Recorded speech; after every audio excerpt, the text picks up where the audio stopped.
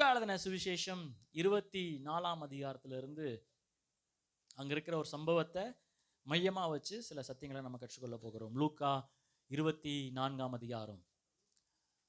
லூக்கா 24ஆம் அதிகாரம் வந்து இயேசு உயிர்த்தெழுந்து விட்டார். அன்றைக்கு நடந்த ஒரு காரியம்தான். உயிர்த்தெழுந்த பிறகு ஃபர்ஸ்ட் ரிசரக்ஷன் சர்வீஸ், உயிர்த்தெழுந்த நாளில் நடந்த அந்த ஆராதனையில் நடக்கிற ஒரு சம்பவத்தை நம்ம இன்னைக்கு வாசிக்க போறோம். 13 ஆசனத்துல இருந்து பாருங்க, ஒன்னொன்னா நம்ம நிறுத்தி நிதானமா வாசிக்க போறோம். அன்றைய தினமே அவர்கள் 2 பேர் எருசலேமுக்கு 7 அல்லது 8 மைல் தூரமான எம்மாவு என்னும் கிராமத்திற்கு, பாருங்க, உயிர்த்தெழுந்தல் அன்றைக்கு எங்க போறாங்க? எம்மாவு. எங்க அம்மா ஊர் இல்ல, உங்க அம்மா ஊர் இல்ல, எந்த ஊரு? எம்மாவு அப்படின்ற ஒரு ஊருக்கு அவங்க போறாங்க. கிட்டத்தட்ட 7ல இருந்து 8 மைல் தூரம், 12ல இருந்து 15 கிலோமீட்டர்னு வச்சுக்கோங்களேன். ஆமா, 2 பேர் போறாங்க. அது 2 ஆண்களாக இருக்கலாம், சில பேர் சொல்றாங்க அது கணவன் மனைவியா இருக்கலாம். ஏன்னு சொன்னா கடைசியில் எங்க போறாங்க? ஒரு வீட்டுக்கு போறாங்க. 2 பேர் வேற வேற வீட்டுக்கு போல, எங்க போறாங்க? ஒரே வீட்டுக்கு போறனால அது நிச்சயமா ஒரு குடும்பமா, ஒரு கணவன் மனைவியா அது இருக்கலாம் அப்படின்றாங்க. அப்போ 2 பேர் எருசலேமை விட்டுட்டு எம்மாவுக்கு போறாங்க. போகும்போது பேசிக்கிட்டே போறாங்க. என்ன பேசிட்டு போறாங்க? 14 வசனத்துல, போகையில் இந்த வர்த்தமானங்கள் யாவையும் குறித்து அவர்கள் ஒருவருடைய ஒருவர் பேசிக்கொண்டார்கள். எதை குறித்தா? வர்த்தமானங்கள். அது என்ன பிரதர் வர்த்தமானங்கள் அப்படின்னா, அந்த 3 நாள் நடந்த சம்பவத்துல தெரியுமா? இயேசு கிறிஸ்து அவரை தூக்கி சிலுவையில் அடிச்சாங்க. என்னம்மா அடிச்சாங்க? வாரில் அடிச்சாங்க, தலையில முள்முடி சுட்டினாங்க, அம்மா தூக்கி கல்லறையில போட்டு சீல் வச்சாங்க, அம்மா 3ஆம் நாள் உயிர்த்தெழுந்துட்டாராம். அப்படி வர்த்தமானங்கள் அப்படியே பேசிட்டு போறாங்க. 15 வசனம், இப்படி அவர்கள் பேசி சம்பாஷித்து கொண்டிருக்கையில், சேர்ந்து சொல்லுவோம் அந்த வார்த்தை, இயேசு தாமே சேர்ந்து அவர்களுடனே நடந்து போனாராம். அல்லேலூயா. இயேசு தாமே, எல்லாம் சொல்லுங்க, இயேசு தாமே. ஆமா, அவரே அவரோடு நடந்து போறாரு. ஆமா, தூதர்கள் அனுப்பல, இல்ல வேற யாரையும் கூட அனுப்பல, அவரே நடந்து போறார். ஒரு தடவை மோசேயை பார்த்து சொல்றாரு, ஆமா நீங்களாம் வணங்கா கழுத்துள்ள ஜனங்கடா, ஆமா நான்லாம் அவங்க கூட வந்தேன்னா நான் உங்களை சாவடிச்சிருவேன், நீ எங்களை கோவத்தை கிளப்பியே எனக்கு டென்ஷன் ஆகி உங்களை என்ன பண்றேன், நான் சாவடிச்சிருவேன், உங்க கூட எல்லாம் நடந்து வரதா இல்லை, அதனால நான் யாரை அனுப்புறேன்? தேவ தூதன் அனுப்புறேன், போங்க அப்படின்றாரு. ஆனா ஏசுங்க அப்படி சொல்லல. உங்க மூஞ்சியெல்லாம் பார்த்தா, இந்த கட்டையெல்லாம் பார்த்தா உங்க கூட வந்தா என் பேரு கெட்டுடும் போல இருக்குது அப்படின்லாம் சொல்லல. அவரே அவர்களோடு நடந்து வருகிறார். நம்முடைய பலவீனங்களை பார்த்து, நம்முடைய துக்கங்களை பார்த்து இயேசு தூரமா போறவர் அல்ல. இயேசு நம்மளை நிராகரிக்கிறவர் அல்ல, நம்மளோடு இருந்து நம்மளை பலப்படுத்துகிறவராக இருக்கிறார். நம்முடைய சூழ்நிலைகள் அவரை வரவழைக்கிறது. நம்முடைய பலவீனங்கள், ஆமா என் பலவீனத்துல தான் அவருடைய கிருபை பூர்ணமாய் விளங்குகிறது. எத்தனை பேர் ஆமென் சொல்றீங்க? சங்கீதக்காரன் இப்படியா சொல்றாரு, நொறுங்குண்ட இருதயம் உள்ளவர்களுக்கு கர்த்தர் சமீபமா இருக்கிறார். எத்தனை பேர் ஆமென் சொல்றீங்க? அல்லேலூயா. அப்போ இவங்க நடந்து போறாங்க, இயேசு அவங்க கூட என்ன பண்றாரு? போயிட்டு இருக்கிறாரு. 16 வசனம், ஆனாலும் அவரை அறியாதபடிக்கு அவர்களுடைய கண்கள், இது வேணும்னே கர்த்தர் செஞ்சிருக்கலாம், ஏன்னா இன்னும் இருக்கையில பார்க்கக்கூடாது என்கிற அந்த ஞானத்துக்காக கர்த்தர் அவங்கள ஒருவேளை அவங்க கண்கள் என்ன பண்ணப்பட்டிருந்தது? மறைக்கப்பட்டு இருந்தது. 17 வசனம், அப்பொழுது அவர் அவர்களை நோக்கி, நீங்கள் துக்கம் உள்ளவர்களாய் வழி நடந்து ஒருவருக்கொருவர் சொல்லிக் கொள்ளுகிற காரியங்கள் என்னவென்று கேட்டார். அவருக்கு தெரியாதா என்ன எதனால இவங்க துக்கமா இருக்கிறாங்க, எதை பத்தி பேசுறாங்க? ஆனாலும் கேட்கிறாரு. ஏன்னு சொன்னா அவர் எப்பவுமே நம்ம மனசுல இருக்கிறத தெரிஞ்சுக்கணும்னு நம்ம ஆசைப்படுறாரு. குருடனை கூப்பிட்டு கேட்கிறாரு, உனக்கு என்ன வேணும்னு கேட்கிறாரு. அப்போ அவருக்கு தெரியாதா அவனுக்கு என்ன வேணும்னு சொல்லி? அவன் எதனால அவன் குருடனா இருக்கான்னு அவருக்கு தெரியாதா? உடனே அவன் ஆரம்பிக்கிறான், ஆண்டவரே அப்படின்னு. ஆண்டவர் சைலண்ட், எனக்கு தெரியும் உனக்கு என்ன வேணும்னு, ஷட் அப் த மவுத். ஆமா, தரம் சுகம் வாங்கிக்கோ போ அப்படின்னு அனுப்பிச்சாரு. இல்ல, எப்பவுமே அவர் வந்தாலே நம்ம மனசுல என்ன இருக்குதுன்னு அவர் கேட்க அவர் விருப்பப்படுகிற தேவனா இருக்கிறார். 38 வருஷம் படிக்க இருந்த ஸ்திரியை பார்த்து கேட்டாரு, சுகம் வேணுமா உனக்கு அப்படின்னு கேட்கிறாரு. சுகம் வேணுமா? சுகம் ஆகணும்னு உனக்கு ஆசை இருக்கா, விருப்பம் இருக்கா அப்படின்றாரு. ஏன்னா அவர் நம்ம பேசுறதை கேட்கிறாரு. நம்ம பேசுற சில நேரத்துல அவிசுவாசமான வார்த்தையா இருந்தாலும் அதை கேட்கணும்னு அவர் விருப்பப்படுகிறார். பக்கத்துல பார்த்து சொல்லுங்க, நீங்க பேசுறத அவர் கேட்கிறாரு சொல்லுங்க. அல்லேலூயா. அப்போ பேசிட்டு வராங்க. அப்ப கேட்கிறாரு, என்ன பேசிட்டு வரீங்க? மூஞ்சிலாம் ஏன் சோகமா இருக்குது? ஏன் அப்படியே பச்சை தண்ணி குடிச்ச மாதிரி மூஞ்சி வச்சுக்கிறீங்க அப்படின்னு கேட்கிறார் ஆண்டவர். அப்ப அவங்க சொல்றாங்க, அவர்களில் ஒருவனாகிய கிளியோப்பா, அவர் பேர் என்னது? ஒருத்தன் பேர் என்னது? இந்த மாதிரிலாம் பேர் வச்சா மூஞ்சி அப்படி இருக்காதா அப்படின்னு கேட்குறீங்களா? அப்ப அதுல ஒருத்தன் பேர் கிளியோப்பான்னு வேதம் சொல்லுகிறது. அவன் என்ன சொல்றான்? என்பவன் பிரதியுத்தரமாக, இந்நாட்களில் எருசலேமிலே நடந்தவைகளை அறியாதபடிக்கு நீர் அந்நியரா இருக்கிறீரோ என்றான். நீங்க என்ன அந்நியனா அப்படின்றார். அதற்கு இல்ல, நான் பிதாமகன் அப்படின்னு சொல்ல முடியாது. ஏன்னா இயேசு பிக்சர் பாக்குறது இல்ல. இந்த ஜோக்லாம் சிரிக்காதீங்க, நரகத்துக்கு போயிடுவீங்க அப்புறம்.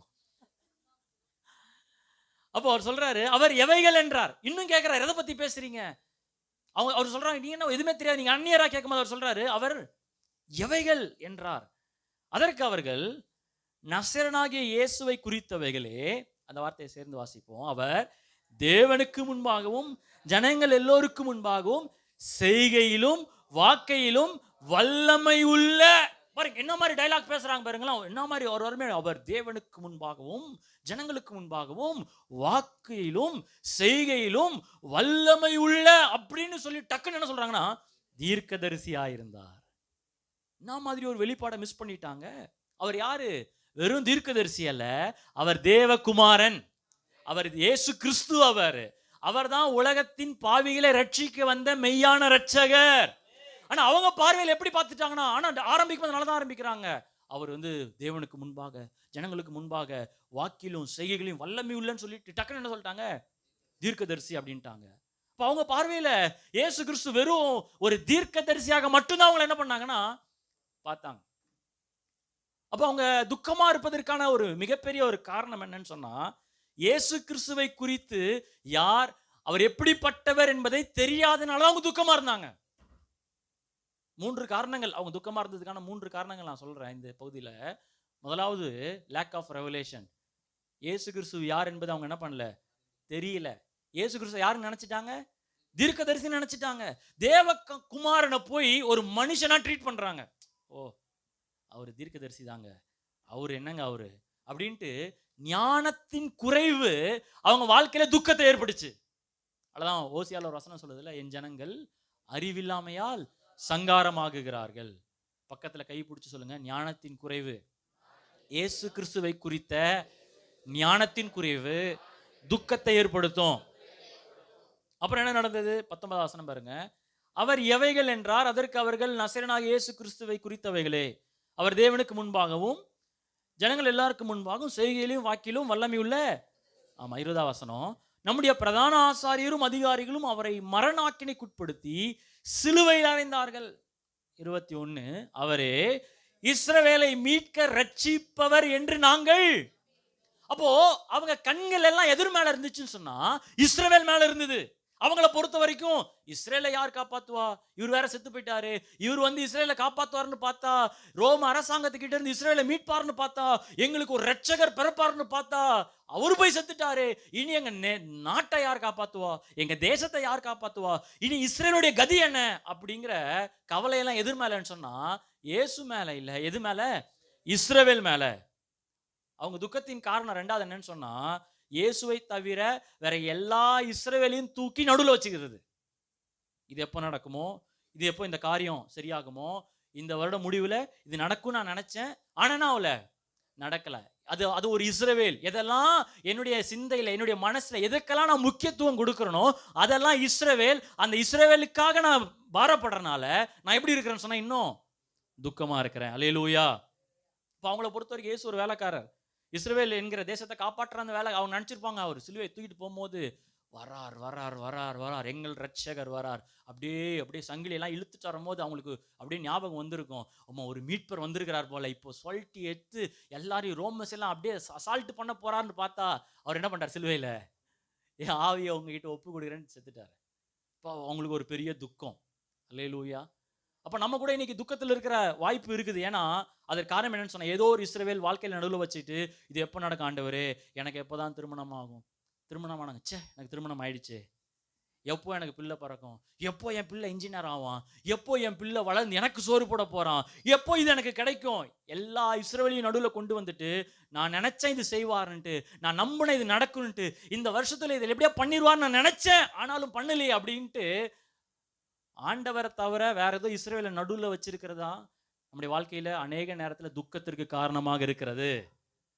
சில பேர் ஜெப குறிப்பு சொல்லுவோம், ஆண்டவர் கேட்கவே மாட்டேங்கிறார் ஜெபத்தை. அன்னைக்கு ஒரு பாஸ்டர் சொல்றாரு, என் மனைவி கோச்சிட்டு போயிட்டா, அது கேட்கவே மாட்டேங்கிறார். ஒரு 5 மாசமா தொடர்ந்து சொல்லிட்டு இருந்தார்.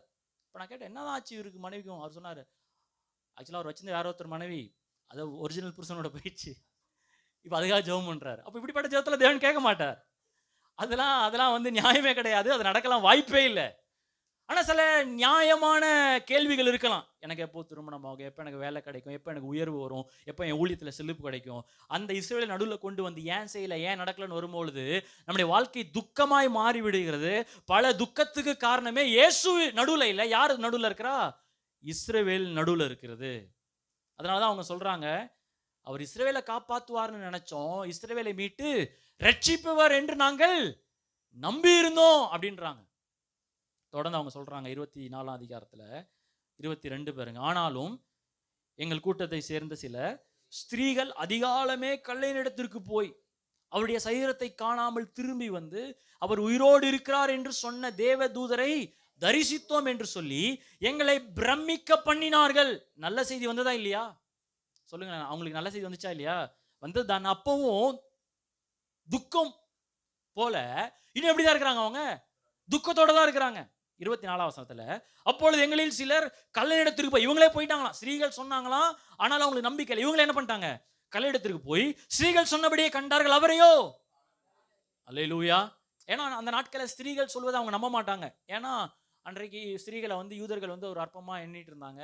கோர்ட்ல கூட ஸ்திரீகள் வந்து சாட்சி சொன்னா அவங்க சாட்சி என்ன பண்ணாதுன்னா எடுபட்டது. அதனால தான் இயேசு கிறிஸ்து உயிர்த்தெழுந்த பிறகு மகதலேனாள் மரியாளை கொண்டுதான் சுவிசேஷத்தை பிரசங்கிக்கும்படிக்கு கர்த்தர் ஏற்படுத்துகிறார். அல்லேலூயா சொல்லுங்களேன். எத்தனையோ பேதுரு, யாக்கோபு, யோவான் இருந்தாலும் ஒரு ஸ்திரீயை வச்சுதான் ராஜ்யத்தின் சுவிசேஷத்தை சொல்வதற்கு அனுப்புகிறார்.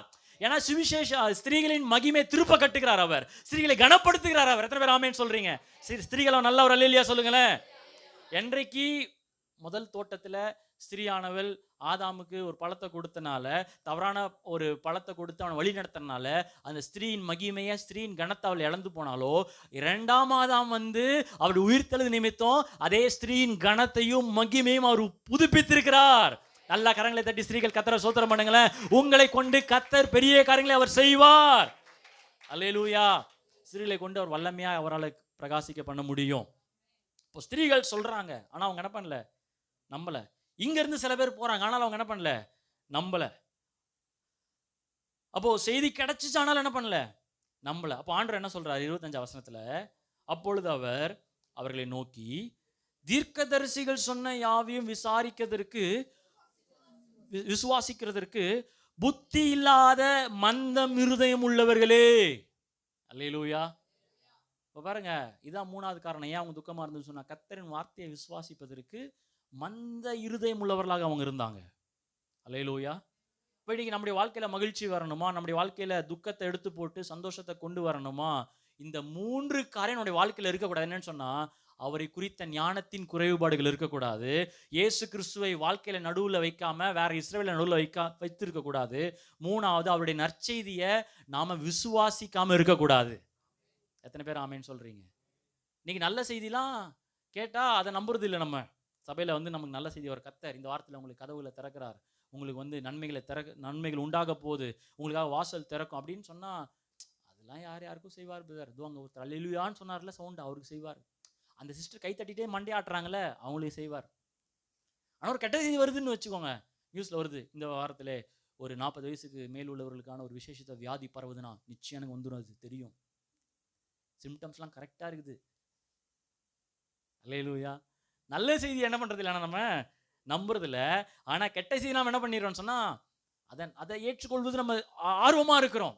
ஆனால் இன்றைக்கு நம்ம சொல்ல போகிற, ஆண்டவரே உங்கள் செய்தியை நான் நம்ப போகிறப்பா, நீர் உயிர்த்தெழு நிமித்தம் ஆண்டவரே நான் செழிப்பாக வாழ போகிறேன், நான் வியாதியிலேருந்து வெளியே வர போகிறேன். எத்தனை பேர் கையெழுத்து சொல்ல போறீங்க? நான் வியாதியிலேருந்து வெளியே வர போகிறேன், உங்கள் உயிர்த்தெழு நிமித்தம் நான் கடலிலேருந்து வெளியே வர போகிறேன், நான் பலவீனத்தை நான் ஜெயிக்க போகிறேன், என் பாவங்களை நான் ஜெயிக்க போகிறேன், நானும் என் குடும்பமும் கர்த்தரை சேவிக்க போகிறோம்.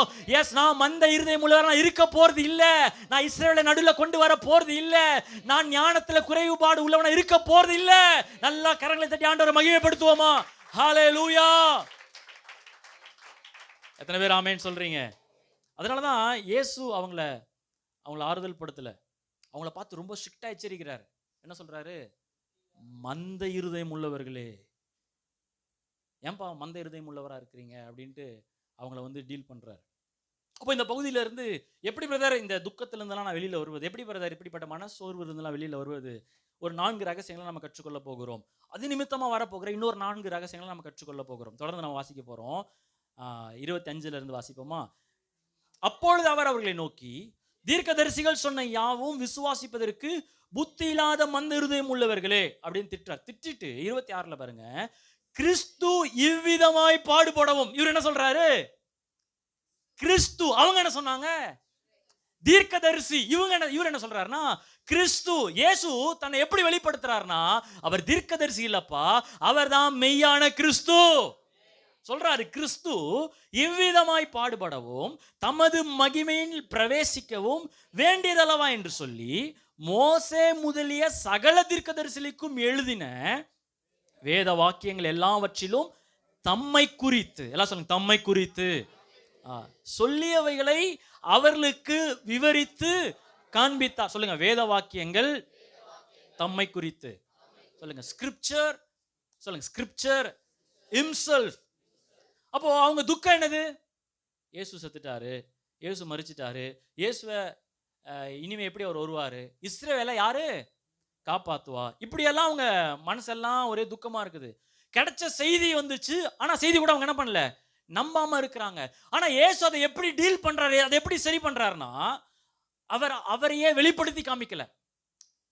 நான் எப்படி யோசிச்சேன்னா, என்ன ஆண்டவர் இந்த சீன்ல போய் இப்படி பண்ணிட்டீங்களே அப்படின்ட்டு. எப்படி பண்ணி இருந்திருக்கணும்? இவங்க அப்படியே துக்கமா போறாங்க, சோகமா, செத்துட்டார் இயேசு, யார் இஸ்ரவேலை காப்பாத்த அப்படின்னு போகும்போது, ஒன்னே டன் டடாய் சக்க சக்க சக்க சக்க சக்க சக்க, கண்ணை மூடு கண்ணை மூடு கண்ணை மூடு, திரும்பி நில்லு, இப்போ திரும்பி 1 2 3 திரும்பி நான் தான் இயேசு வந்திருக்கிறேன், ஆஹா நான் தான் உயிர்த்தல, அப்படி காமிச்சிருக்கலாமே. எவ்வளவு நல்லா இருக்கும். நமக்கு சக்திமானு, ஸ்பைடர்மேன் பார்த்துருக்கீங்களா? கூட வந்துனே இருப்பான் பார்க்கர், திடீர்னு ஒரு சீன் வந்தோடனே போய் மாஸ்க் போட்டு வந்துடும், நான் தான் அந்த ஸ்பைடர்மேன் வந்து நிற்பான். அந்த மாதிரி காட்டியிருந்தா நல்லா இருந்திருக்குமே. ஆனா இயேசு அதை பண்ணல. அல்லேலூயா. இயேசு என்ன சொல்றாருன்னா, கிறிஸ்து நான் தான் அப்படின்றாரு. இயற்கை ரீதியா அவர் வெளிப்படுத்தல. எப்படி தன்னை வெளிப்படுத்தினா? 27 வசனத்தை சேர்ந்து வாசிப்போம். 27, மோசே முதலிய சகல தீர்க்கதரிசிகளும் எழுதின வேத வாக்கியங்கள் எல்லாவற்றிலும் தம்மை குறித்து சொல்லியவைகளை அவர்களுக்கு வார்த்தையில இருந்து தான் யார் என்பதை காமிக்கிறார். எத்தனை பேர் ஆமென் சொல்றீங்க? இதை ஏன் இப்படி பண்றாருன்னா, அங்கதானே அவர் இருக்கிறாரு. நான் தான் காமிச்சா ப்ராப்ளம் சால்வ் ஆச்சு. ஏன்னா வார்த்தையிலிருந்து தான் யார் என்பதை காமிச்சாதான் அதுதான் நிலையான வழி, அதுதான் உண்மையான வழி, அதுதான் சிறந்த வழி, அதுதான் நிச்சயமான வழியாக இருக்கிறது. அல்லேலூயா. இயேசு தன்னை இயற்கை ரீதியா தன்னை யாருன்னு காமிச்சார்னா அதுல ஒரு பெரிய ஒரு சந்தோஷமோ ஒரு நீடித்த நித்திய மகிழ்ச்சியோ இருக்காது. வார்த்தையில பார்த்து அவரை யாருன்னு கண்டுபிடிச்சாதான் நித்திய மகிழ்ச்சி நமக்கு உண்டா இருக்கும். எத்தனை பேர் ஆமென் சொல்றீங்க? சில டைம் நானே நினைச்சிருக்கிறேன், நம்மளா பேதுரு கூட இருந்திருந்தா நல்லா இருந்திருக்குமே. நேரடி யாரை பார்த்துருக்கலாம்? ஜீசஸை பார்த்துருக்கலாம், அவரை தொட்டு பார்த்துருக்கலாம், அவரை மோந்து பார்த்துருக்கலாம், அவரை வந்து தடவி பார்த்துருக்கலாம், அவர் மடியில் என்ன பண்ணியிருக்கலாம், படுத்து பார்த்துருக்கலாம். ஆனா இயேசு என்ன சொல்றாருன்னா, என் பக்கத்துல இருந்து என்னை பார்க்கறத விட நான் யார் என்பதை வார்த்தையில பார்க்கறாங்க தெரியுமா, அவர்கள் பாக்கியவான்கள். எத்தனை பேர் ஆமென் சொல்றீங்க? இதான் முதலாவது ரகசியம். இயேசுவை பார்க்கணுமா, வார்த்தையில பாருங்க. 2 பேரை தட்டி சொல்லுங்களேன், see Jesus in the word. சொல்லுங்க, இயேசுவை வார்த்தையில பாருங்கன்னு சொல்லுங்க. 2 பேர் தட்டி, 2 பேர் இயேசுவை வார்த்தையில பாருங்க. வார்த்தையில தான் இயேசு யார் என்கிற வெளிப்படுகிறார். அதுதான் அவரே நமக்கு காண்பிக்கிற வழி. வார்த்தையில தான் இயேசுவை பார்க்கணும்னு யார் சொன்னது? இயேசுவே சொல்றாரு. அவர் தான் வார்த்தையானவர். அந்த வார்த்தை தானவா மாறிச்சு, மாம்சமா மாறிச்சு. அவருக்கு தான் அதிகாரம் இருக்கிறது. அந்த வார்த்தையானவரே சொன்னாரு, என்னைய வார்த்தையில பாருங்க. இயேசு இந்த பூமிக்கு வந்த பிறகு பிதாவை பார்த்து சொல்லுகிற ஒரு வார்த்தை எபிரேயர் ஆக்கியோன் எடுத்து எழுதுறார். எபிரேயர் 10ஆம் அதிகாரம் 7ஆம் வசனம். எபிரேயர் 10:7 எல்லாரும் சேர்ந்து வாசிப்போம். எபிரேயர் 10:7 கொஞ்சம் ஒட்டிட்டு இருக்கும் பாருங்க உங்க பைபிள்ல. எபிரேயர் 10:7, அப்பொழுது நான் தேவனே உம்முடைய சித்தத்தின்படி செய்ய இதோ வருகிறேன், புஸ்தக சுருளில் என்னை குறித்து எழுதி இருக்கிறது என்று சொன்னேன் என்றார். எல்லாம் சொல்லுங்க, புஸ்தக சுருளில் இயேசுவை குறித்து எழுதி இருக்கிறது. இந்த ஒரிஜினல் கிரீக்ல கிராமர் எப்படின்னா, அந்த கமாவை நம்ம எங்க வேணா எடுத்து போட்டுக்கலாம், இன்டர்சேஞ்ச் பண்ணிக்கலாம் கமாவை. அப்போ இதை இன்டர்சேஞ்ச் பண்ண இப்படி வாசிக்கலாம்னா, அப்பொழுது நான் தேவனே உம்முடைய சித்தத்தின்படி செய்ய இதோ வருகிறேன் புஸ்தக சுருளில், அப்புறம் கமா, என்னை குறித்து எழுதி இருக்கிறது. behold I come in the world அப்படின்றார். அல்லேலூயா. இப்படி சொல்லுவோமா, இதோ வருகிறேன், இதோ இப்படி சொல்ல, இதோ வருகிறேன் புஸ்தக சுருளில் என்னை குறித்து எழுதி இருக்கிறது. அல்லேலூயா. அப்போ வார்த்தையில பார்த்துட்டா நிச்சயமா அவரை பார்த்துட்டோன்னு அர்த்தம். இயேசுவை பார்ப்பதற்கான ஒரு மெய்யான வழி என்னன்னு சொன்னா வார்த்தையில பார்ப்பது. அவரே கூட நடந்து வராரு, ஆனா வார்த்தையில காமிக்கிறாரு இயேசு கிறிஸ்து யார் என்பதை. ஏன்னா அதுதான் மெய்யான வழி. இப்போ தரிசனத்துல பார்க்க முடியாதா அப்படின்னா, நான் கூட சில டைம் தரிசனத்தில் பார்த்துருக்கிறேன். நிறைய பேர் நீங்கள் தேவ தூதர்களை பார்த்துருப்பீங்க, நிறைய டைம் இயேசு கிறிஸ்துவை பார்த்துருப்பீங்க, நிறைய டைம் பிசாசை கூட என்ன பண்ணியிருப்பீங்க, காலையில் பார்க்குறேன் பிரதர் அப்படின்றீங்களா? ஆமாம், தரிசனம் வந்து ரொம்ப ரேர். நீ கூட அநேக தரிசனம் பார்க்கிறவர்களாக இருக்கலாம். நானும் அதை தான் ஜெபிக்கிறேன். கர்த்தர் இன்னும் அநேக தரிசனங்களால் கர்த்தர் நம்மளை நிரப்புவாராக. ஒரு சிலர் தரிசனம் மூலியமா என்கவுண்டர்ஸ் ஆயிருக்காங்க. என்கவுண்டர் சுட்டுறது இல்லை, தேவனோட நேரடியான ஒரு ஒரு ஒரு தொடர்பு. அப்படியே ஒரு வெளிச்சமா வந்தாருங்க, என் காலை தொட்டாருங்க, என் தலையை தொட்டாருங்க. ஆமா, அப்படிங்கிற ஒரு என்கவுண்டர்ஸ் நடந்திருக்குது. தரிசனம் மூலம் சில சந்திப்புகள் ஏற்பட்டு இருக்கிறது. ஆனா நிலையான, ஸ்திரமான, உறுதியான வெளிப்பாடு அது வார்த்தையில இருந்து தான் நம்ம பார்க்க முடியும். அந்த தரிசனத்தை வேலிடேட் பண்றதே வார்த்தை தான். பக்கத்துல கைப்பிடி சொல்லுங்க, தரிசனத்தை அதை நிர்ணயம் பண்றதே தேவனுடைய வார்த்தை தான். ஆமா, வார்த்தையை வச்சுதான் இயேசு கிறிஸ்து அவர் யாருன்னு நம்மளை உறுதியால சொல்ல முடியும்.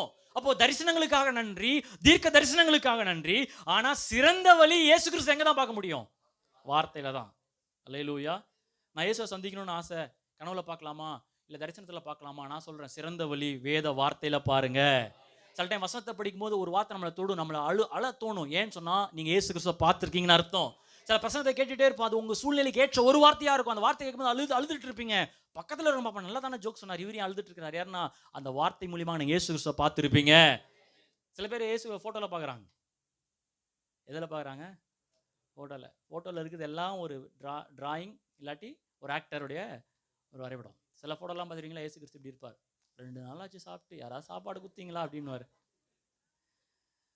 அப்போ போட்டோவை பார்த்து ஜெபிக்கிறது, போட்டோவை வச்சு வணங்குறது, அந்த போட்டோ நிமித்தமா ஆசீர்வாதம் வருகிறதெல்லாம் தவறு. அது ஒரு விக்கிரக ஆராதனை.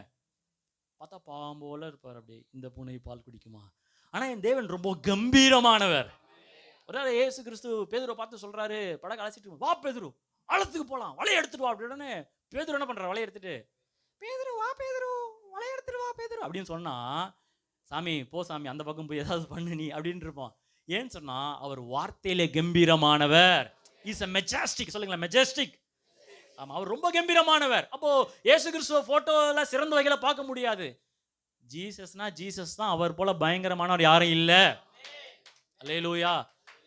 இந்த உலகத்துல இயேசு கிறிஸ்துவை நேரில் பார்த்த யோவான் சொல்றாரு, நீங்க வெளிப்படுத்தல வாசிச்சு பார்த்தீங்கன்னு சொன்னா 1:17 அவர் பரலோகத்தில் இருக்கிற இயேசு கிறிஸ்து இப்ப பார்க்கிறார். பார்த்துட்டு சொல்றாரு, நான் அவரை கண்டபோது செத்தவனை போல அவருடைய பாதத்துல விழுந்தேன். இயேசு கிறிஸ்து எழுப்புறாரு, தம்பி எந்திரிப்பா, ஏன்னா அவர் அவ்வளவு மகிமையானவர். அப்ப தரிசனத்தின் மூலியமா பார்க்கலாம். ஆனா தரிசனத்தின் மூலியமா பார்க்கும்போது சில சந்தேகங்கள் ஏற்பட வாய்ப்பு இருக்குது. சில டைம் என்ன வரும், அது நமக்கு டவுட் வரும். நமக்கு அது இது கரெக்டா, இப்போ உதாரணத்துக்கு நீங்க ஜெபம் பண்ணிட்டு படுக்கிறீங்க, டக்குன்னு உங்க தரிசனத்துல இயேசு கிறிஸ்து வராருன்னு வச்சுக்கோங்க. அப்பா இயேசுவை பார்த்துட்டேன், அடுத்த நாள் காலையிலே சரியான சண்டை வீட்டில். அப்போ டவுட் வருமா வராதா? நேற்று பார்த்தது இயேசுவா இல்லை வேற யாராவதா? ஏன்னா இயேசு வந்தால் இப்போ என்ன வந்திருக்கேன், என் வீட்டில் சண்டை வந்திருக்கு. அடுத்த ஒரு வாரம் கழிச்சு எங்கள் தாத்தா கூட இயேசு கிறிஸ்து மாதிரி தான் இருப்பார், ஒருவேளை அவர் தான் வந்து என்னை வாவான்னு கூப்பிட்றாரோ. ஏன்னா அந்த தரிசனம் வந்து நமக்கு என்னென்ன மாறிக்கிட்டே இருக்கும். ஆனால் ஆண்டவரை வார்த்தையில படிச்சு மனக்கண்கள் திறக்கப்பட்டு உள்ளுக்குள்ள ஆவியான குரலை கேட்பது ஸ்திரமானது, அதுல சந்தேகமே வராது. எத்தனை பேர் ஆமேன்னு சொல்றீங்க?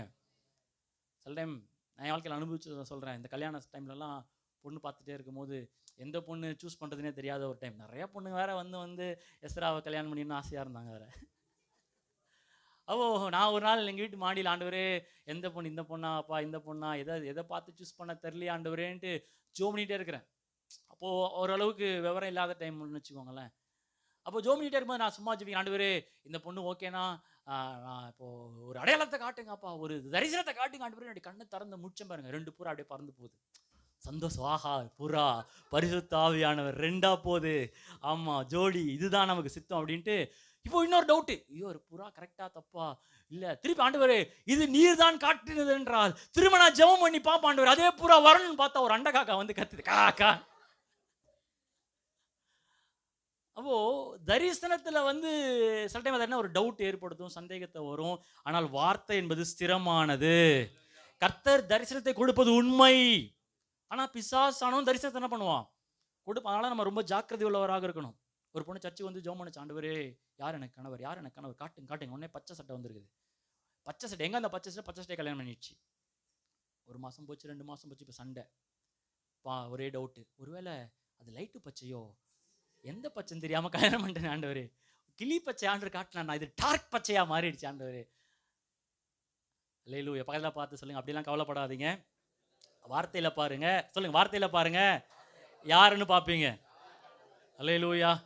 அப்போ வசனத்தின் மூலமா தான் உறுதியா இயேசுவின் வெளிப்பாடு நம்மளால பெற்றுக்கொள்ள முடியும். அப்போ வசனத்துல ஆழமா இருக்கிறவங்க, அவங்களுக்கு தரிசனம் வந்தாலும் அவங்க சேஃபா இருப்பாங்க.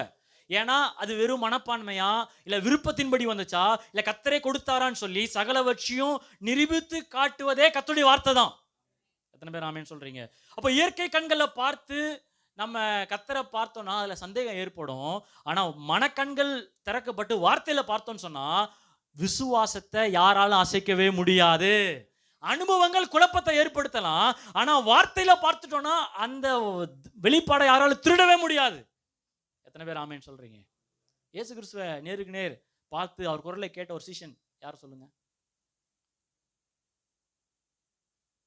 அப்படின்லாம் சீஷரே இல்லையே பைபிள்ல. பேதுரு, யாக்கோபு, யோவான், எவ்வளவு சீஷர் இருந்தாங்க. இப்போ பேதுரு கிட்ட போலாமா? பேதுரு கிட்ட போயிட்டு, என்ன பேதுரு இயேசு கிறிஸ்துவை பார்த்தீங்கன்னா பார்த்தேன் அப்படின்னுவாரு. அவர் பல் விளக்கிறத பார்த்துருப்பாரு.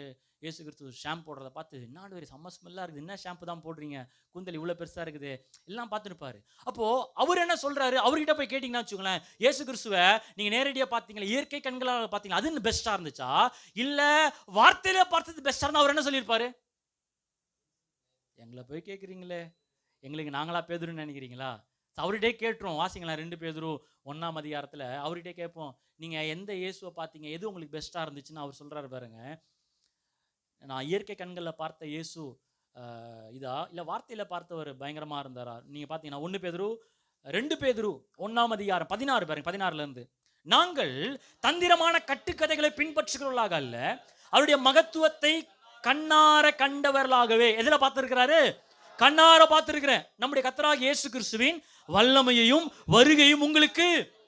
நாங்களாம் ஏமாந்து போல சார், யாரும் கட்டுக்கதெல்லாம் எங்களுக்கு சொல்லலை, நாங்களே எதில் பார்த்துருக்குறோம்? கண்ணார பார்த்துருக்கிறோம். வல்லமையை பார்த்தேன், அவருடைய மகிமையை பார்த்தேன். ஞாபகம் இருக்கா? ஒரு தடவை நானும் பேதுரு, யாக்கோபு, யோவான் மலை மேலே போகும்போது தூக்கமாக வந்துச்சு. நானும் சோத்திர ஆண்டவர், ஆமென் ஆண்டவர் அடி முழிச்சு பக்கத்தில் தட்டி தட்டி விட்டுட்டு தூக்கத்திலே அவரை பார்த்தேன். எப்படி வந்தார் அவரு? மகிமையாய் வந்தார், நான் பார்த்தேன் சார் அப்படின்ற சொல்லிட்டு சொல்றாரு.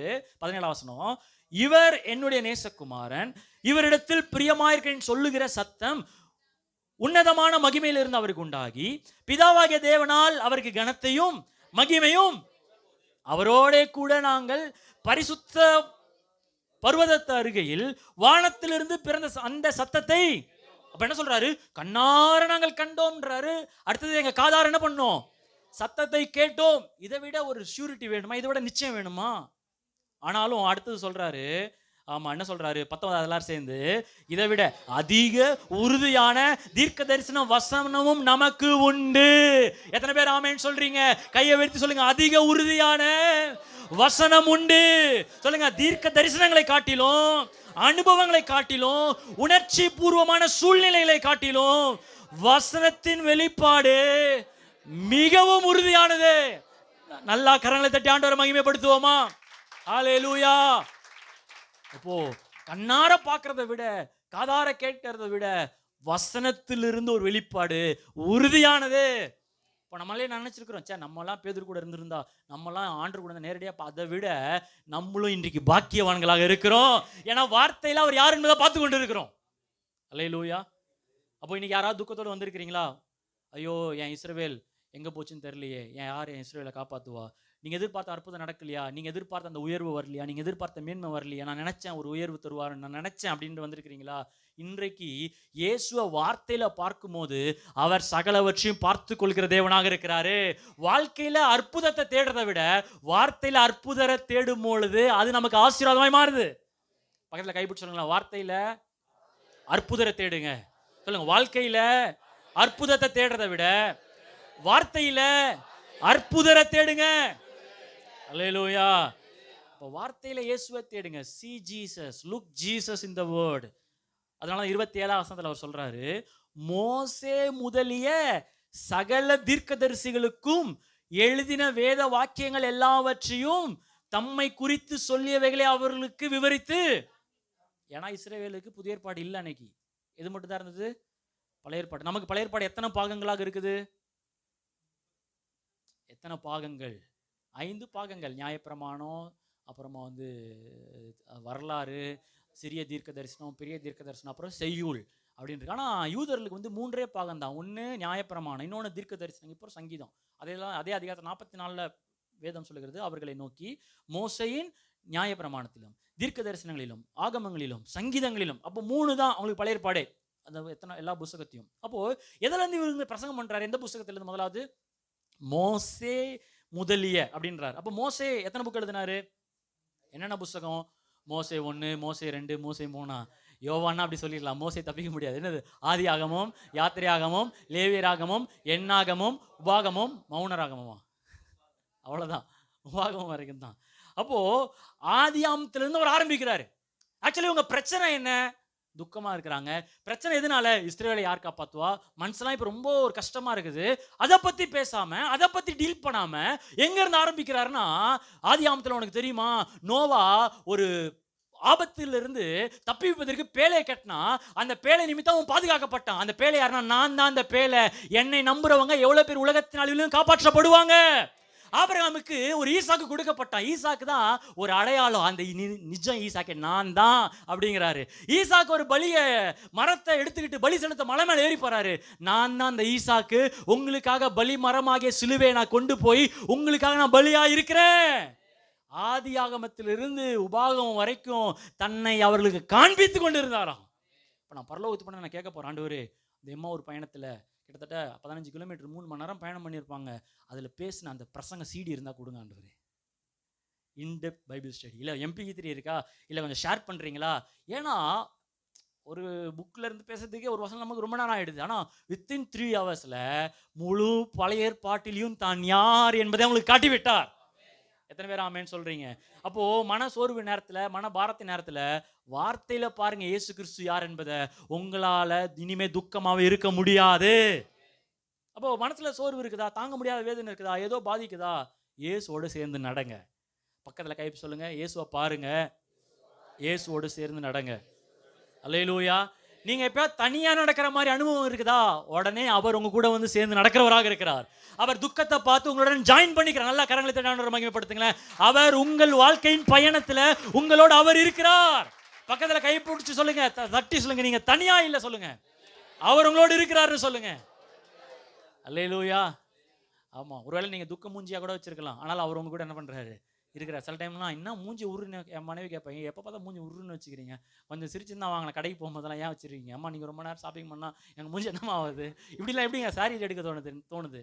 ஆனாலும் பரவாயில்ல, என் மூஞ்சி எடுத்தாலும் என் கூட இருக்கிற மாதிரி. எப்போ நான் யோசிச்சு பார்த்தேன், அப்போது என் மூஞ்சி எந்த டைரக்ஷனில் இருந்தாலும் என் கூட எப்பவுமே அவர் இருக்கிறார். இந்த வருடம் முழுதும் என் கூடவே இருந்தார், இனி வரப்போகிற ஆண்டில் என் கூட அவர் இருக்க போகிறார். அல்லேலூயா.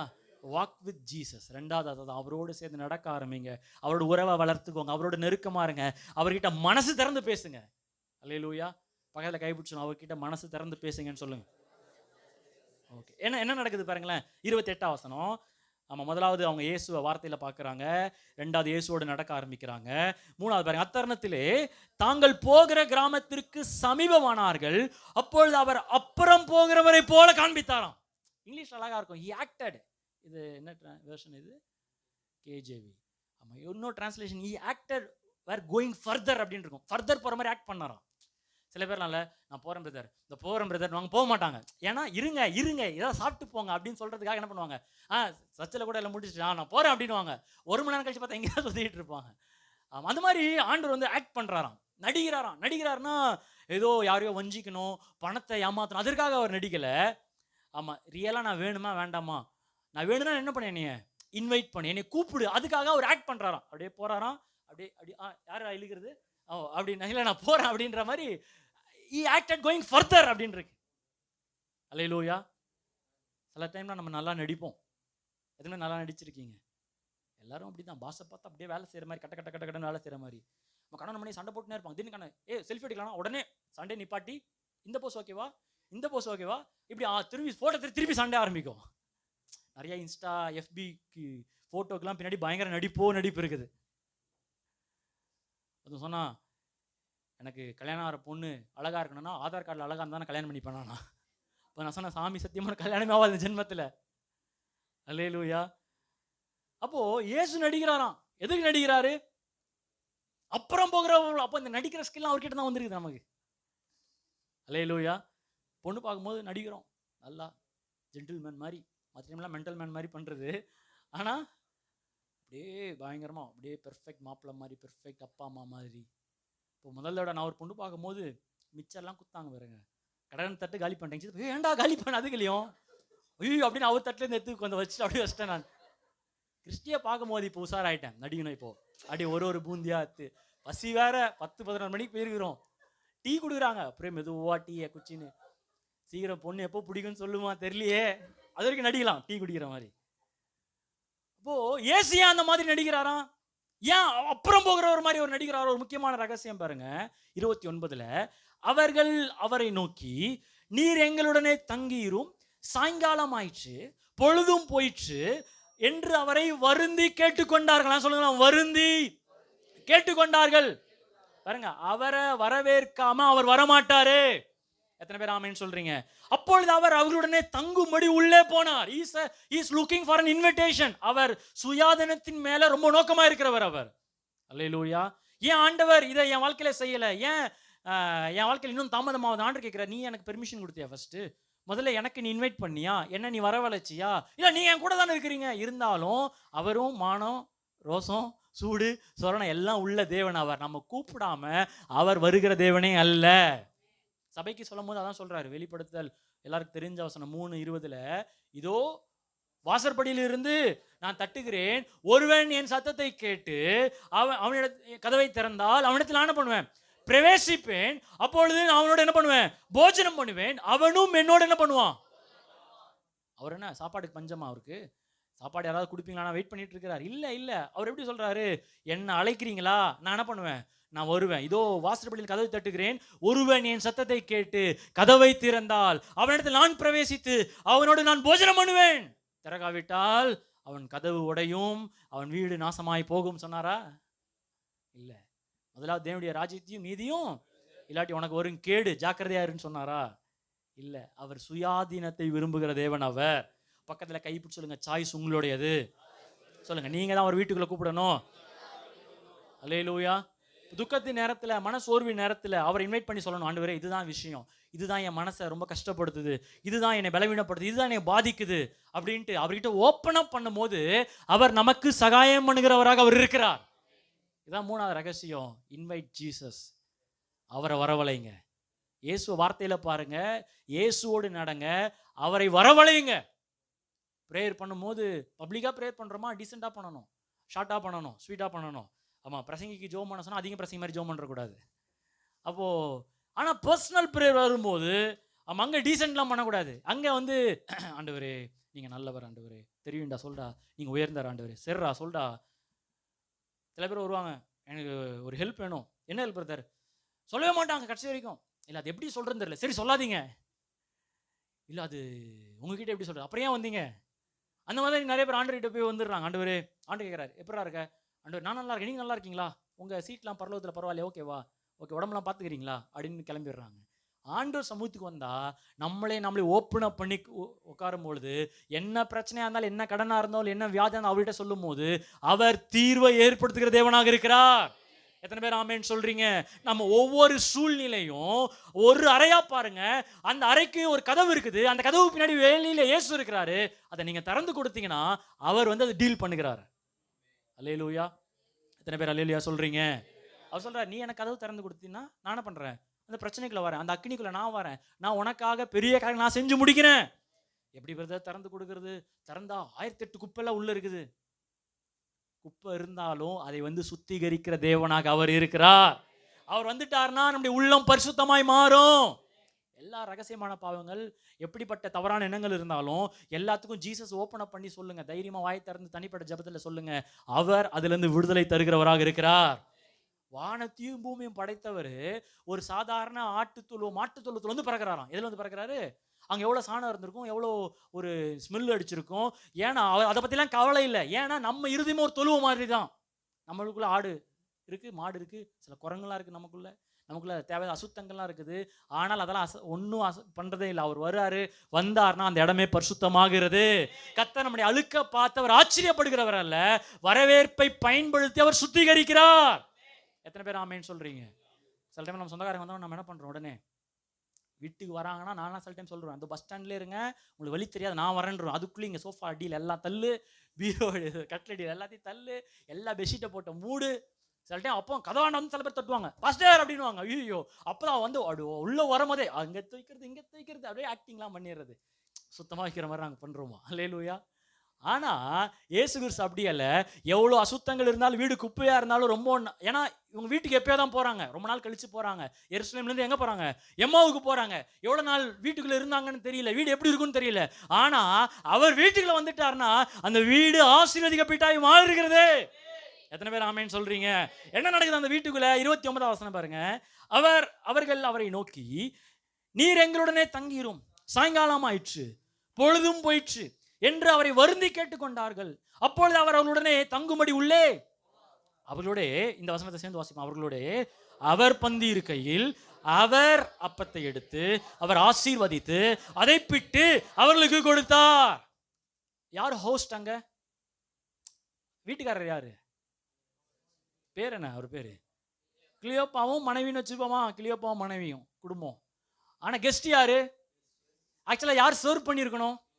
கிளியோப்பாவும் வந்து உட்காருங்க இயேசுவே, டேபிள் எல்லாம் சுத்தப்படுத்தி அவங்க தான் பரிமாறி இருக்கணும். ஆனால் ஏசு என்ன பண்ணுறாருன்னா, என்ன ஏசு என்ன பண்ணுறீங்க, நீங்கள் என்ன பண்ணுறீங்க? நம்மளாம் சில டைம் சில இருந்தாலும் கிச்சனுக்குள்ள, ஐயோ கிச்சனுக்குள்ளெல்லாம் வராது, நீங்கள் போங்க, நாங்கள் பார்த்துக்குறோம். சில பேர் சாப்பிட்டு அப்படியே தட்டை திருப்பி சிங்காண்ட போய் பண்ணிட்டு இப்போ ஒழுங்காக கழுவ வர மாட்டாங்க, கழுவுற மாதிரி. அப்புறம் நம்ம சொல்லி தட்டை வைங்க, அவங்கள நாங்கள் வைக்க மாட்டோம், இல்லை நீங்கள் வைங்க அப்படின்வாங்க. அப்படியே பா, சரி சரி ஏதாவது பண்ணிட்டு போ, கேட்டால் அவங்க வேலை செய்கிறாங்கன்னு வச்சுட்டு போயிடுவாங்க. ஆமாம். அப்போ அந்த மாதிரி இயேசு கிறிஸ்து என்ன பண்ணுறாருன்னா, அந்த மாதிரிலாம் பண்ணாமல் அவர் நேராக போகிறாரு, அவர் அப்பத்தை எடுக்கிறாரு, அவர் அதை ஆசீர்வதிக்கிறாரு, அதை அவர் பிட்டு அவர்களுக்கு பங்கிட்டு கொடுக்கிறாரு. எத்தனை பேர் ஆமேன்னு சொல்றீங்க? ஏசு என்ன சொல்றாரு? என்னை இன்வைட் பண்ணிட்டல, இனி உன் வாழ்க்கையை குறித்து நான் பார்த்துக்கிறேன், இனி நான் உன் வாழ்க்கையில நடுவில் வந்துட்டேன்ல, உன் தேவையில நான் பார்த்துக்கிறேன். இயேசுவுக்கான உகந்த இடத்தை கொடுக்கும் போது அவர் எல்லாவற்றையும் பார்த்து கொள்கிற தேவனாக இருக்கிறாரு. எத்தனை பேர் ஆமேன்னு சொல்றீங்க? அப்போ துக்கத்தின் நடுவில் இருந்து வெளியில வரணுமா? மனசோர்ல இருந்து வெளியில இருப்போமா? இதுதான் 4வது. அவருக்கான உகந்த இடத்தை கொடுங்க. எத்தனை பேர் ஆமேன்னு சொல்றீங்க? பக்கத்துல கைவிட்டு சொல்லுங்க, இயேசுவுக்கு உகந்த இடத்தை கொடுங்க. ஒரு வசனத்தை வாசிப்போம், கொலேசியர்ல 1ஆம் அதிகாரம் 15லேருந்து 18. ரொம்ப முக்கியமான வசனம். ஸ்கூல் டைம்லலாம் சொல்லுவாங்களே, it is a very very important, very very very important, எக்ஸாமுக்கு இது கண்டிப்பாக வரும். அந்த மாதிரி இது ரொம்ப ஒரு முக்கியமான ஒரு வசனம். இது பாருங்க, இயேசுவை வாழ்க்கையில் சிங்காசன நடுவில் உட்கார வைக்க மறக்கக்கூடாது. இஸ்ரவேல் வாழ்க்கையில் சிங்காசனத்தில் இருக்கக்கூடாது. என் கனவு, என் திருமணம், என் பொருளாதாரம், என் காரியம் எல்லாத்தையும் சைடில் வச்சுட்டு இயேசுவை சென்டரில் கொண்டு வரணும். அதுக்கு பவுல் என்ன சொல்றாரு? 15 வசனத்துல இருந்து எல்லாரும் சேர்ந்து, அவர் அதர்சனமான தேவனுடைய தற்சுரூபமும் சர்வ சிருஷ்டிக்கும் முந்தின பெருமானவரும், ஏனென்றால் அவருக்குள் சகலமும், யாருக்காக சிருஷ்டிக்கப்பட்டது? அவருக்குள் சகலமும். யாரோ ஒருத்தன் தப்பா பாடிட்டான், உலகம் பிறந்தது, ஆமா இல்ல, எல்லாம் இயேசுவுக்காக. அப்போ சொல்றாரு, சகலமும் சிருஷ்டிக்கப்பட்டது பரலோகத்தில் உள்ளவைகளும் பூலோகத்தில் உள்ளவைகளும் ஆகிய காணப்படுகிறவைகளும் காணப்படாதவைகளுமான சகல வஸ்துகளும், சிங்காசனங்களானாலும் கர்த்தத்துவங்களானாலும் துரைத்தனங்களானாலும் அதிகாரங்களானாலும் சகலமும் அவரை கொண்டும் அவருக்கென்றும் சிருஷ்டிக்கப்பட்டு இருக்கிறது. ஒரு அல்லேலூயா சொல்லுங்களேன், சொல்லுங்களேன். அவரை கொண்டு அவருக்கென்று. பிரதர் எப்படி பிரதர் இயேசுவை நான் மையமா வச்சு வாழ்வது? இயேசு எப்படி நான் சென்டர்ல கொண்டு வருவது? எதை செய்தாலும் அவரை கொண்டு செய்யணும், அவருக்கென்று செய்யணும். பிள்ளைகளை வளர்க்கணுமா? அவரை கொண்டு, அவர் ஞானத்தை கொண்டு, அவர் வார்த்தையை கொண்டு வளர்க்கணும். எதற்காக வளர்க்கணும்? நல்லா வளர்ந்து என் சொந்தக்கார மத்தியில் அவன் உயர்க்கணும், இல்லை, அவருக்கென்று வளருகிறவர்களாக அவங்க மாறணும். எதற்கு பேர் திருமணம் ஆகணும்? எல்லாம் பண்றாங்க பிரதர். திருமணம் ஆச்சுன்னா அனிமன்லாம் கூப்பிட்டு போகலாம் பிரதர். ஆமாம், சொன்னாங்க, மனைவி சொன்னாங்களா, எங்க நம்ம அந்த ஊர் போகலாம், அப்புறம் அந்த மலைக்கு போகலாம், இந்த பார்க்குக்கு போகலாம். இது நான் கடைசியில் கோயிலுக்கு போயிடலாம் அப்படின்னாரான். ஏங்க, கடைசியில் பிச்சை தாண்டி எடுக்கணும் எல்லாத்துக்கும் போனால். அப்போது அவங்க பண்ணுறாங்க, இவங்க பண்ணுறாங்க, எதுக்குண்ணா? அவருக்கென்று எனக்கு திருமணம் ஆகணும், அவருக்காக அது உண்டாகணும். பிசினஸ் பண்றோமா எதற்காக? அவருக்கென்று. அவருக்காக. எத்தனை பேர் ஆமென் சொல்றீங்க? சத்தமா சொல்லுங்க. அவருக்கென்று, அவருக்காக. ஆமா, 17ஆம் வசனம். அவர் எல்லாவற்றிற்கும் முந்தினவர், எல்லாம் அவருக்குள். ஆமா, வாழ்க்கையே ஷேக் ஆகுது, இந்த சூழ்நிலை பயங்கரமா ஷேக் ஆகுது அப்படின்னா இயேசுல நடுவுல கொண்டு வரமா, அவருக்குள் எல்லாம் நிலை நிற்கிறது. 18ஆம் வசனம்.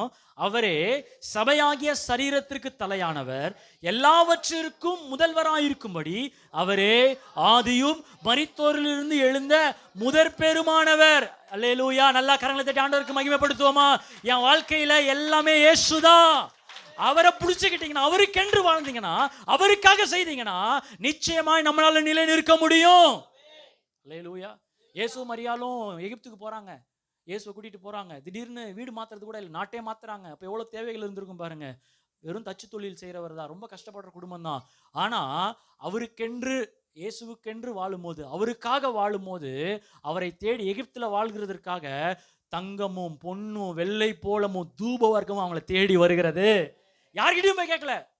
Send money for sending Jesus to Egypt, fund raising event for sending Egypt அப்படின்லாம் எந்த ஃபண்ட் ரைசிங் எழுப்பல. ஏன்னு சொன்னா எல்லாம் அவருக்குள்ள இருக்கிறது, அவருக்காக இருக்கிறது.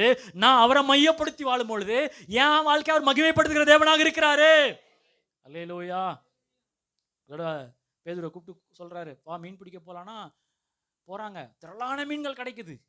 ஏன்? இயேசுக்கு மீன் பிடிக்க தெரியுமா? இல்ல, எல்லா மீனுக்கும் இயேசுவை தெரியும். எல்லாம் அவருக்குள் அடங்கி இருக்கிறது. சகல ஐஸ்வர்யமும் கிறிஸ்துவுக்குள் இருக்கிறது. சகல சுகமும் கிறிஸ்துவுக்குள் இருக்கிறது. எத்தனை பேர் ஆமென் சொல்றீங்க?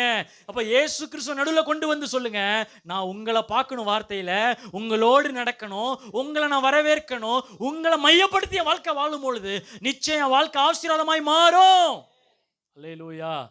அதுதான் நிறைய இடத்துல நடுவிலே சொல்றார் இயேசு கிறிஸ்து, எங்கே 2 3 நாமத்தினாலே கூடியிருக்கிறார்களோ அங்கே நடுவிலே இருக்கிறேன்றாரு.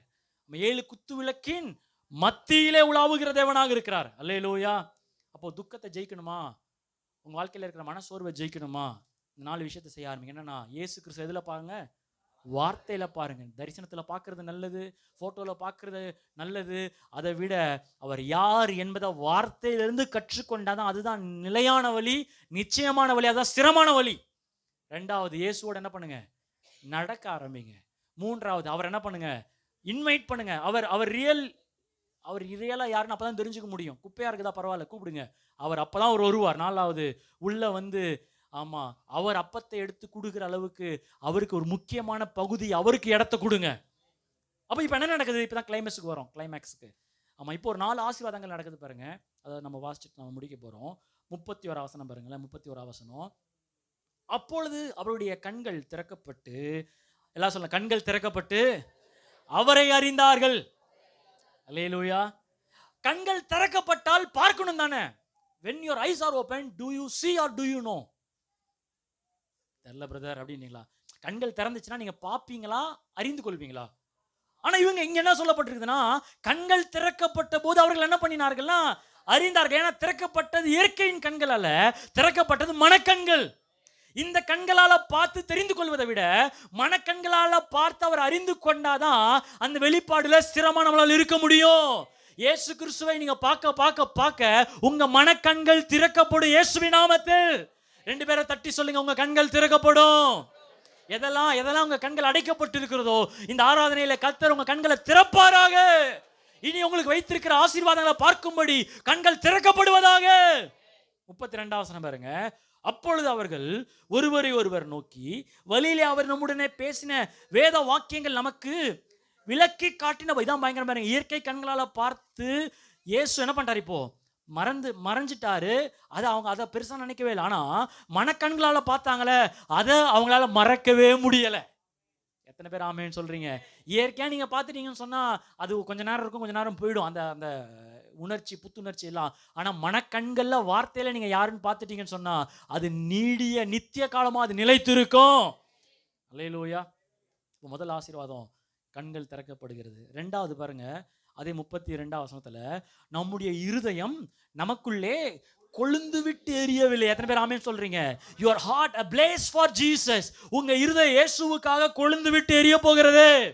ஒருவேளை இப்படிப்பட்ட ஒரு எண்ணத்தோட நீங்க வந்திருக்கலாம். நல்லா தான் நான் இருந்தேன், ஆரம்பத்துல வைராக்கியமா இருந்தேன், பயங்கரமா பைபிள் வாசிச்சேன், பயங்கரமா ஜெபிச்சேன், ஆனா நாட்கள் போக போக யாவிக்குரிய வாழ்க்கை இன்னைக்கு அணையிற நிலைமையில இருக்குதுன்னா, அவரை பார்க்கும் போதே உங்கள் இருதயம் கொழுந்து விட்டு எரிய போகிறது, பிரச்சனை நடுவுல எரிய போகிறது, சூழ்நிலை நடுவுல எரிய போகிறது. நல்லா கரங்களை தட்டி பெற்றுக்கொள்வோமா? ஓ ராஷா காதாரா, வருகிற ஆண்டுல இன்னும் எங்க சபையானது எரிகிற சபையாய், கொழுந்து விட்டு எரிகிற சபையாய், எங்க இருதயங்கள் எரிவதாக, உமக்காக எழும்பி பிரகாசிக்கிறவர்களாக மாற்றுவீராக. எல்லாம் அணைந்து போகிற சூழ்நிலைகள் மாறி போகட்டும். ஹல்லேலூயா. அவரை பார்க்க பார்க்க பார்க்க இன்னும் இருதயம் கொழுந்து விட்டு எரிய போகுது. பக்கத்துல 2 பேர் தட்டி சொல்லுங்க, என் இருதயம் எரியுதுன்னு சொல்லுங்க. ஆமா, எரியுது எரியுது. நல்ல ஃபயரா சொல்லுங்க, எரியட்டும். 32. அப்பொழுது அவர்கள் ஒருவரை நோக்கி வழியிலே அவர் நம்முடனே பேசி வேத வாக்கியங்களை நமக்கு விளக்கி காட்டின போது நம்முடைய இருதயம், என்ன சொல்றாங்க? நம்முடைய, ஆமா, நம்முடைய என்பது ஒருமையா பன்மையா? கரெக்டா சொன்னீங்க, ப்ளூரல். அதுதான் வண்ணார்பேட்டை சபைலாம் கிராமருக்கெல்லாம் அடிக்கவே முடியாது. அப்போ நம்முடைய இருதயங்கள்னு சொல்லி இருக்கணுமா, நம்முடைய இருதயம் சொல்லி இருக்கணுமா? இருதயங்கள் அப்படிதானே சொல்லி இருக்கணும். ஆமா, ஆனா நம்முடையன்னு ப்ளூரல்ல சொல்லிட்டு அடுத்து என்ன சொல்றாரு? இருதயம்னு சிங்குலர்ல வருது. கார்டியோ அப்படின்னு இருக்கு அந்த வார்த்தை. கார்டியோனா கார்டியாலஜி, கார்டியாலஜிஸ்ட்லாம் அந்த வார்த்தையிலேருந்து வந்தவைகள். அப்போ நம்முடைய இருதயங்களுக்கு பதில் நம்முடைய இருதயம். ஏன்னா இவங்க இயேசுவை வசனத்தில் பார்ப்பதற்கு முன்னாடி சோர்ந்து போய் இருதயம்லாம் உடைக்கப்பட்டு, நான் தான் சொன்னேன், ஒருவேளை இவங்க கணவன் மனைவியாக கூட இருந்திருக்கலாம், அப்படிப்பட்ட இருதயத்தோடு வந்துட்டு இருக்கிறாங்க. இப்போ இயேசுவை மோசே முதலிய தீர்க்க தரிசன வார்த்தைகளை பார்த்தபோது இருதயம் ஒரு மனப்படுகிறது. எத்தனை பேர் ஆமேன்னு சொல்றீங்க?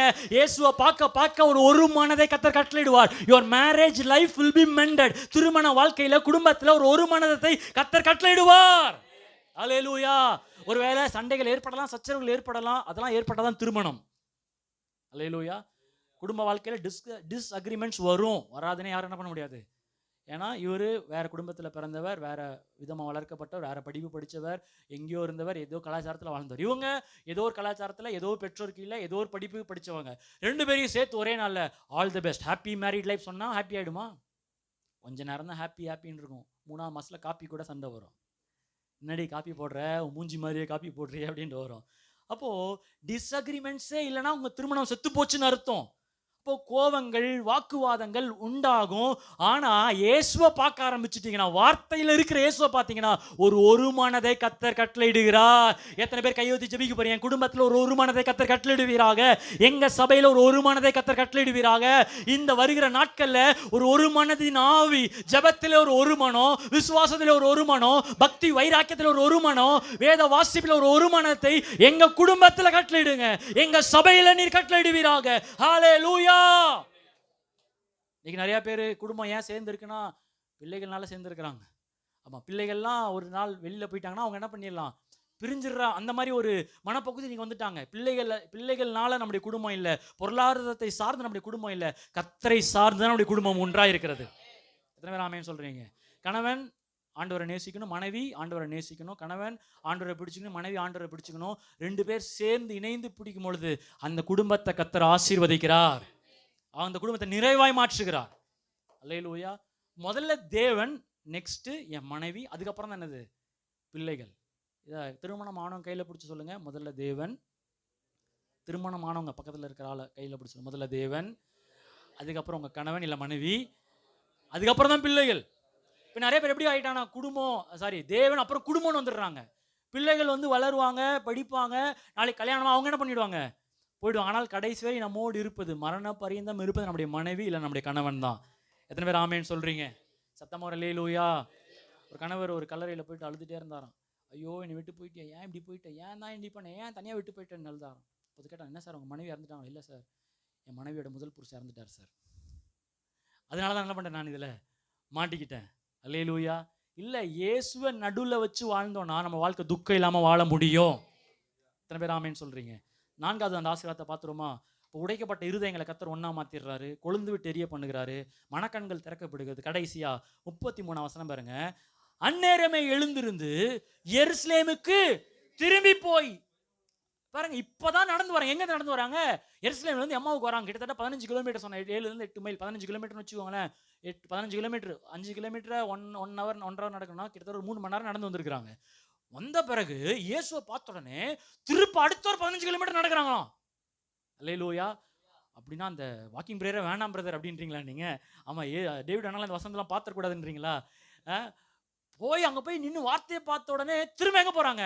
எருசலேமுக்கு போறாங்க. ஆமா, இயேசு வார்த்தையில பார்த்த உடனே, இயேசு நடுவுல கொண்டு வந்த உடனே இயற்கைக்கு அப்பாற்பட்ட ஒரு சுகத்தை, ஒரு பலத்தை, உடல் ஆரோக்கியத்தை தேவன் கட்டளையிடுகிறார். எத்தனை பேர் ஆமென் சொல்றீங்க? ஆமா, அது அந்த ஸ்ட்ரென்த் எப்படி வந்திருக்குன்னு தெரியல. சாதாரண விஷயம் கிடையாது. ஒரு நாளைக்கு 30 கிலோமீட்டர்லாம் சும்மா அந்த நடக்கிறது, அந்த வனாந்தரத்தில் நடக்கிறதுன்னு. ஆனால் அந்த சக்தியை, சுகத்தை, பலத்தை அன்னைக்கு தேவன் கட்டளையிட்டார். அல்லேலூயா. இப்போ இந்த 24ஆம் அதிகாரத்தை வீட்டில் போய் நல்லா படிச்சு பாருங்க. இன்னும் அநேக சத்தியங்களை கர்த்தர் உங்களுக்கு வெளிப்படுத்துவார். அப்போ துக்கத்தோடு போறாங்க. முதல்ல அவங்களுக்கு என்ன நடந்துச்சு சொன்னா, அவரை எதில் பார்க்குறாங்க? வார்த்தையில பார்க்குறாங்க. 2வது அவரோட என்ன பண்றாங்க? நடக்கிறாங்க. 3வது அவர் வீட்டுக்கு என்ன பண்றாங்க? வரவேற்கிறாங்க. ஆமா, 4வது அவரை நடுவுல கொண்டு வந்து சொல்றாங்க. அவருக்கென்றும் அவரை கொண்டும் எல்லாமே இருக்கிறது. அது நிமித்தம் 4 ஆசீர்வாதம் என்னன்னா, முதலாவது மனக்கண்கள் திறக்கப்படுகிறது, 2வது இருதயம் கொழுந்து விட்டு எரிகிறது, 3வது குடும்பத்துல ஒரு மனம் சமாதானத்தை கர்த்தர் கட்டளையிடுகிறார், 4வது இயற்கைக்கு அப்பாற்பட்ட ஒரு சுகத்தை, ஆரோக்கியத்தை கர்த்தர் கட்டளையிடுகிறார். ஹல்லேலூயா. அந்த சம்பவம் எப்படி முடியுதுன்னு அதை மட்டும் வாசிச்சு முடிப்போமா? 34 வசனம் பாருங்களேன். 34 இருந்து வாசிப்போம். 34 கர்த்தர் மெய்யாக உயிர்த்தெழுந்து சீமோனுக்கு தரிசனமானார் என்று அவர்கள் சொல்ல கேட்டு வழியிலே நடந்தவைகளையும் அவர் அப்பத்தை பிட்கையில் தாங்கள் அவரை அறிந்து கொண்டதையும் விவரித்து சொன்னார். 36 பாருங்க எல்லாரும் சேர்ந்து. இவைகளை குறித்து அவர்கள் பேசிக் கொண்டிருக்கையில் இயேசு தாமே அவர்கள் ஆரம்பத்தில் நடுவில் என்ன இருந்துச்சுன்னா, இஸ்ரவேலுக்கு எப்போ விடிவு உண்டாகும், இஸ்ரவேலை யார் ரட்சிப்பான் இருந்தது. ஆனா முடிவில் இயேசு அவர்கள் நடுவில் இருக்கிறார். அது எப்படி? உங்களுக்கு சமாதானம். துக்கத்தில் ஆரம்பிச்ச கதை முடியும் போது சமாதானத்தில் முடிவடையுது. எத்தனை பேர் ஆமென் சொல்றீங்க? நல்லா கரங்களை தட்டி ஓ ராஷா காதாராலா. இயேசுவை மையமாய் கொண்டு வாழும் பொழுது நிச்சயம் நம்முடைய வாழ்க்கை சமாதானமாய் முடிய பண்ணுவார். ஏழுமே நிற்போமா? ஹல்லேலூயா, ஹல்லேலூயா, ஹல்லேலூயா. நீங்க எத்தனை பேர் கையை உயர்த்தி கேட்க போறீங்க? ஆண்டவரே, நான் உங்களை பார்க்கணும். ஆண்டவரே, உங்களை பார்க்கணும், உங்களை வார்த்தையில நான் பார்க்கணும். மோசே முதலிய தீர்க்க தரிசனங்களில், சங்கீதங்களில் ஆண்டவரே நான் உங்களை பார்த்து அதில் நான் பலப்படணும்ப்பா. ஓ ராஷா காதா. அதுதான் உறுதியான வெளிப்பாடு, அதுதான் மேன்மையானது, அதுதான் நிலை நிற்க பண்ணுகிறது. ஓ ராஷா கா. பேதுருவுக்கு இயேசு கிறிஸ்துவ மாம்சத்துல பார்த்ததை விட, அவரோட நடந்ததை விட, அவர் வார்த்தையில பார்த்தது உறுதியானது என்பது அவர் சொல்லுகிறார். நம்மளாம் அப்ப பாக்கியவான்கள். கர்த்தர் நமக்கு நல்ல வார்த்தைகளை கொடுத்திருக்கிறார். ஆண்டவரே, உங்களை நான் வார்த்தையில பார்க்கணும்ப்பா. உங்களை நான் வரவேற்கிறேன். இன்றைக்கு என் அசுத்தங்களை சுத்திகரிக்க நான் வரவேற்கிறேன். ஓ ராஷா காதா ராலா ஷாத்தா ராபா. ஆண்டவரே, என் நடுவுல நீங்க தான், வேற எந்த இஸ்ரவேலும் இல்லப்பா. என் குடும்பம், என் பிரச்சனை, என் போராட்டங்கள் இல்ல. இனி நான் இயேசுவை நடுவுல கொண்டு வந்து சொல்றேன். ஓ ராஷா கா. நீங்க நிறைய பேருடைய மனக்கண்கள் திறக்கப்படுகிறது. எத்தனை பேர் விசுவாசிக்கிறீங்க? ஓ ராஷா காதா ராலா. இருதயத்தை கர்த்தர் கொழுந்து விட்டு எரிய பண்ணுகிறார். ஓ இருதயத்தை கொழுந்து விட்டு எரிய பண்ணுகிறார். ஓ ஏதோ மங்களாக எரிகிற அக்கினியாக அல்ல. ஓ இதுவரைக்கும் எரிந்து அணைந்து போகிறவர்களாக அல்ல. ஓ வரப்போகிற நாட்கள்ல நம்முடைய சபையை கொழுந்து விட்டு எரிய பண்ண போகிறார். ஓ ராஷா. ஒரு மனதை கர்த்தர் கட்டளையிடுகிறார். குழப்பத்தை, ஓ பிரிவினையை, வாக்குவாதங்களை ஏற்படுத்துகிற எல்லா பிசாசின் சதி திட்டங்களை ஒழித்து ஒரு மனதை கர்த்தர் ஏற்படுத்தி கொண்டிருக்கிறார். ஓ ராஷா காதாரா ஷாகாதாராபா. இயேசுவே. ஹல்லேலூயா, ஹல்லேலூயா, ஹல்லேலூயா. இயேசுவே உம் நாமமே உயரணும். அல்லேலூயா. சேர்ந்து சொல்லுவோமா? இயேசுவே உம் நாமமே பெருகணும். அல்லேலூயா. உங்க நாமம் உயரணும் என்று மேன்மை அடையணும். பாடுவோம் அல்லேலூயா. அவர் நாமத்தை உயர்த்துவோம். உங்க நாமம்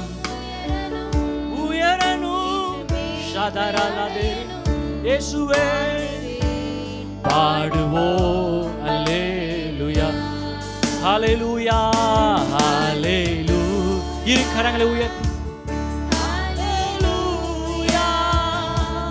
ஷகதாரா லாஷே தெரேபே. ஹல்லேலூயா. ஓ யாவே.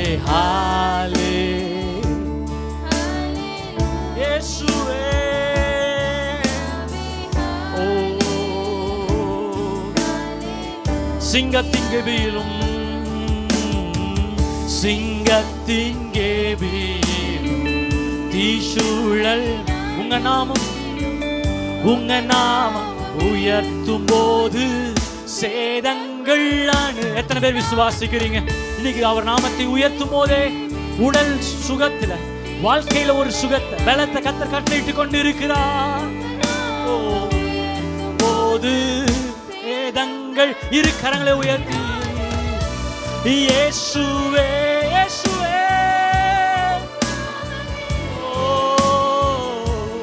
உயரணும். அல்லேலூயா இயேசுவே இயேசுவே ஓ ராஷாதரலாதரா பெருகணும். அல்லேலூயா உங்க நாமம் உயரணும், மேன்மை அடையணும்.